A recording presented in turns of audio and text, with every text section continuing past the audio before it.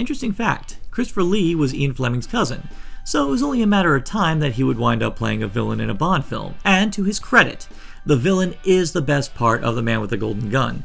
While some Bond fans would consider Alec Trevelyan to be the anti-Bond, it is, in my humble opinion, that Scaramanga fits more into the antithetical mold. He's cold, methodical, ruthless, and without any sort of moral compass. In fact, there's an excellent meal scene where Bond observes why they are polar opposites. Where Bond kills in service to his country, Scaramanga kills for the joy of it, and for extra measure opts to profit. It is exceptionally chilling how Scaramanga reveres Bond. Hell, he's even got a life-size Bond action figure in his funhouse. However, this reverence comes from Scaramanga's pathological need to be a superior killer to Bond, and the only way to prove that, kill Bond. With all this said, if I have such a sincere affection for this film, why is this film so low on the list? Simple. Because all of that good stuff gets disastrously bogged down with a lot of extraneous fat, and it is so infuriating. Instead of focusing on what could very well be an intense clash of the titans, the film opts to make it a side plot, making way for an utterly pointless, eco-friendly plot involving a device which could revolutionize solar energy and solve the energy crisis. Solar panels. Typical for the time though it may be, it still doesn't change the fact that it distracts from what could have been a psychologically complex tale, which could have delved into the moral complexities of what Bond does. This could have been a fascinating exploration of the lines that are drawn between killer and soldier. Bond has a license to kill, but even at the beginning, Bond seemed to take it in his stride with little to no reluctance. We could have pondered whether or not Bond really needed a license to do what he does best.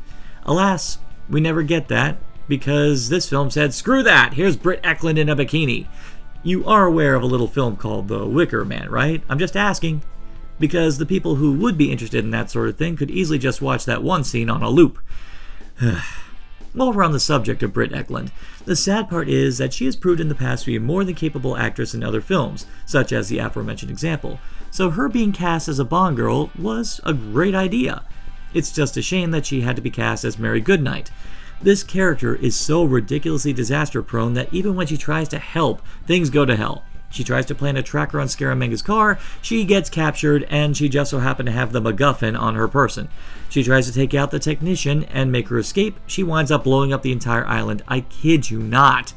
This is the actual chain of events. It all started because Goodnight was written to be such an intolerable klutz, which, if you know the novels, this is a grievous misrepresentation of the character. I've only read a few of the books, but in all the time she appears in the books, she's a character that Bond actually has respect for, beyond looking good in a bikini. What adds insult to injury is that a vastly better written female character was present and accounted for in this film, and she actually lent some layers to the story thread, which should have been the primary focus, along with the Bond-Scaramanga rivalry. Of course, I'm referring to Andrea Anders, gracefully played by Maud Adams. All of her scenes carry the emotional conflict of the film, conveying her desire to free herself of Scaramanga, but also her evident fear of the man. This, by extension, emphasizes Scaramanga's menace.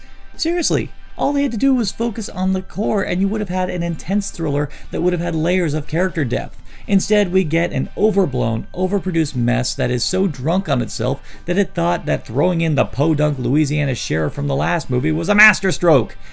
The Man with the Golden Gun had massive potential, and the saddest part is that everything they needed for a great Bond thriller was there. Unfortunately, the creative behind it felt that wasn't enough.